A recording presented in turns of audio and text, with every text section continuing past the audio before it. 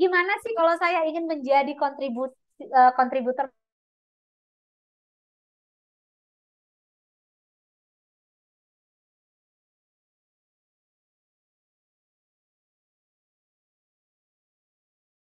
kontributor ataupun memberi kontribusi di kolom perangkat ajar, maka yang pertama adalah tentang ruang kolaborasi Merdeka Mengajar. Ini ruang kolaborasi namanya teman-teman. Jadi situs pengelolaan konten perencanaan pembelajaran ini adalah milik Kemendikbudristek. Ini memfasilitasi penambahan konten perangkat ajar dan asesmen oleh kontributor dan Kemendikbudristek. Dan kurasi dan pengelolaan konten juga langsung dilakukan Kemendikbudristek. Jadi ada kurasi dan ada pengelolaannya. Artinya teman-teman kita nggak bisa ngepost mandiri gitu ya. Harus memang melalui pintu ruangnya Kemendikbudristek di platform Merdeka Mengajar. Dan pengelolaan kontributor ini pun dikelola penuh oleh Kemendikbudristek. Seperti itu ya Bapak Ibu, teman-teman. Alurnya seperti ini. Nah, ketika kita akan menjadi kontributor di pelatihan mandiri untuk perangkat ajar, maka kita pertama login ke PMM di pelatihan mandiri. Dari pelatihan mandiri, teman-teman, nanti teman-teman akan yang sudah mengerjakan aksi nyata ya di pelatihan mandiri itu kan kita kan mengerjakan aksi nyata, divalidasi dulu aksi nyata teman-teman. Setelah divalidasi, teman-teman akan dapat undangan untuk masuk ke ruang kolaborasi. Itu ya.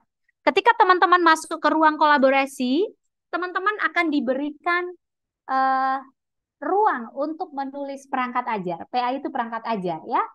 Setelah teman-teman menyediakan atau menyiapkan perangkat ajarnya, teman-teman melakukan unggahan atau submisi. Submisi bukan unggahan ke platform Merdeka Mengajar, tapi ke link yang disediakan Kemendikbudristek. Kenapa harus ke link? Karena perlu dimoderasi. Ini kurang lebih selama 60 hari gitu ya.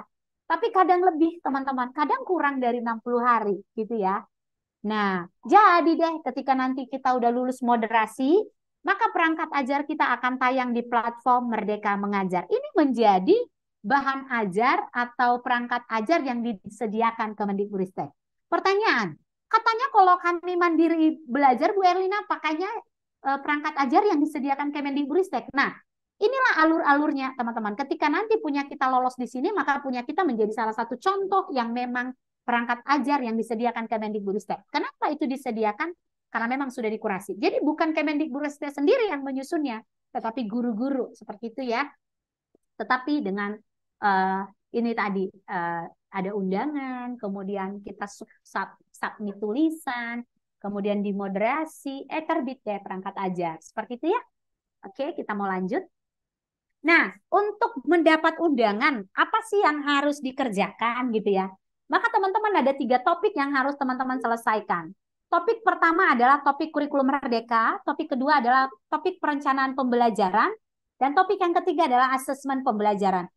Tetapi ketika konteksnya teman-teman sudah menyelesaikannya, tapi belum mendapatkan undangan, teman-teman boleh juga kasih catatan ya, di catatan di kepada Kemendikbudristek di kolom pengaduan juga boleh, atau pasti nanti ini boleh disampaikan kepada kita di Bergema, di BLPT, nanti kita sampaikan. Seperti itu ya teman-teman.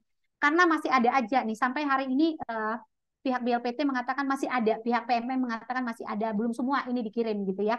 Jadi untuk mempercepat akses boleh teman-teman nanti kasih announce ke kita gitu ya. Tapi teman-teman yang sudah menyiapkan ini nanti dapat undangan, bisa deh jadi kontributor, bisa submit tulisan. Seperti itu ya. Oke. Kita akan lanjut.